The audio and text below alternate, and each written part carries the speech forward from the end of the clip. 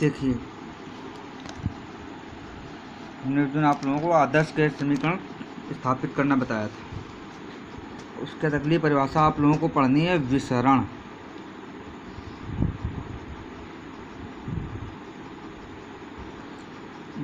दो या दो से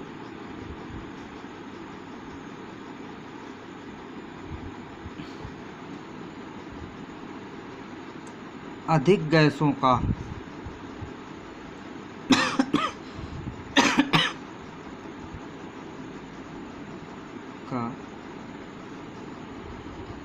गुरुत्व के विरुद्ध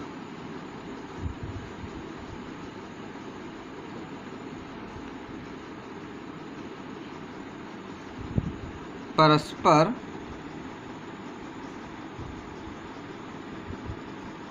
विसरित हो जाना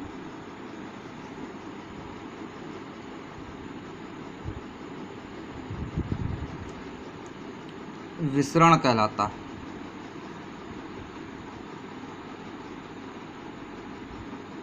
विसरण क्या है? दो या दो से अधिक गैसों का परस्पर मिश्रित होना गुरुत्व के विरुद्ध। जैसे आप कमरे में अगर बत्ती जला देते हैं, कमरे में अगर धुआं धीरे धीरे पूरे कमरे में फैल जाता है, तो ये भी एक विसरण का उदाहरण है।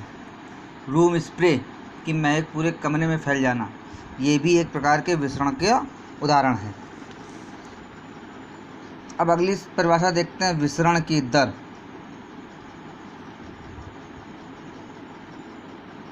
क्या होती है? एकांक समय में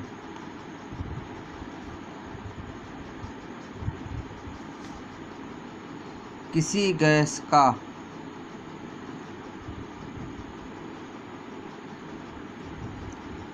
विसरित आयतन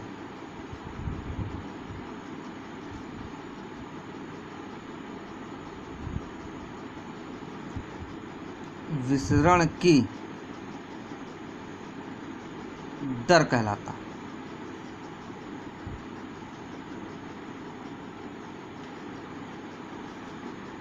विसरण की दर बराबर हो गया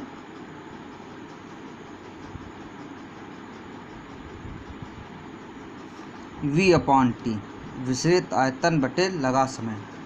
मान लीजिए कोई कहे 10 सेकंड में 20 लीटर विसरित हो जाती है।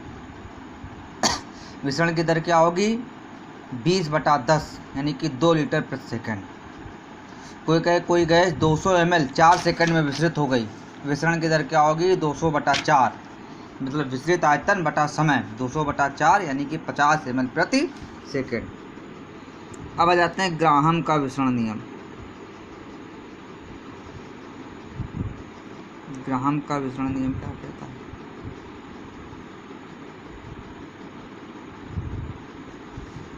ठीक है,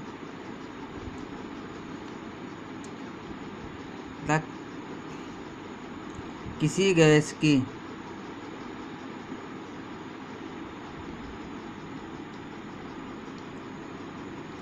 विसरण की दर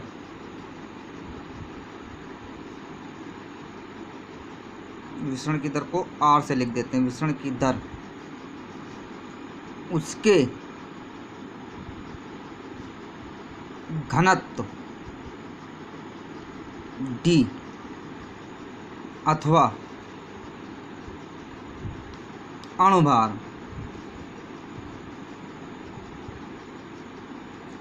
यम के वर्गमूल के व्युत्क्रमानुपाती होती है।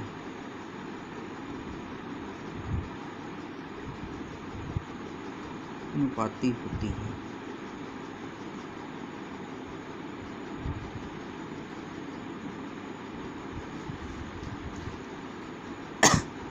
R प्रोपोर्शनल 1/D, या इसको ले देते हैं R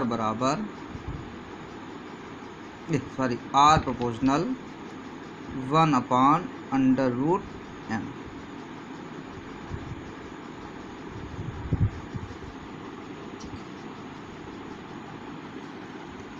आगे देखते हैं, माना दो गैसें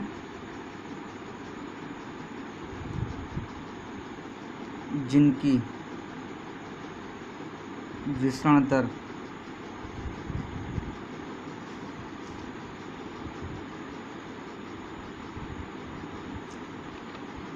क्रमशः R1 तथा R2 हूँ तथा घनत्व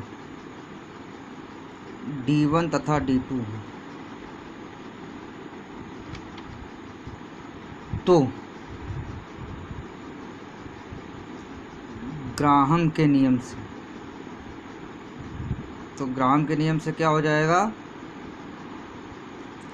R1 प्रोपोर्शनल 1/√D1, इसको समीकरण 1 मान लेते हैं, और R1 2 प्रोपोर्शनल 1/√D2, इसको समीकरण 2 मान लेते हैं। समीकरण 1 व 2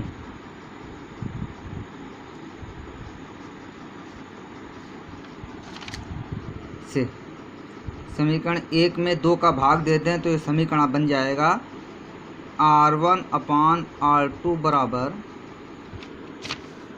√D2/D1।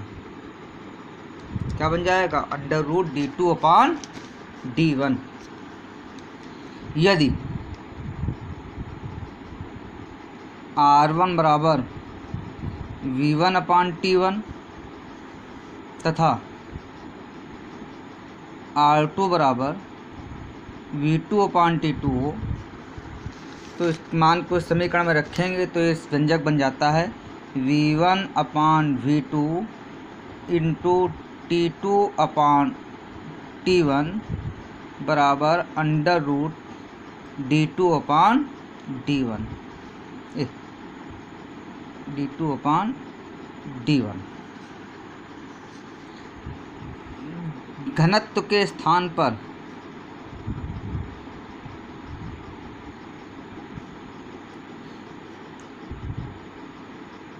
अणुभार का प्रयोग करने पर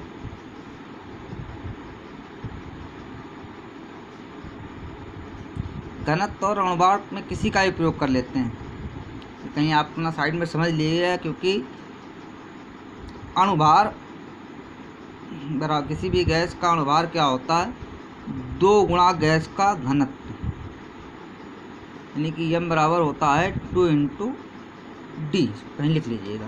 तो घनत्व के स्थान पर अणुभार का प्रयोग करेंगे तो क्या हो जाएगा व्यंजन, V1/V2 इंटू T2/T1 बराबर √M2/M1। Okay, thank you.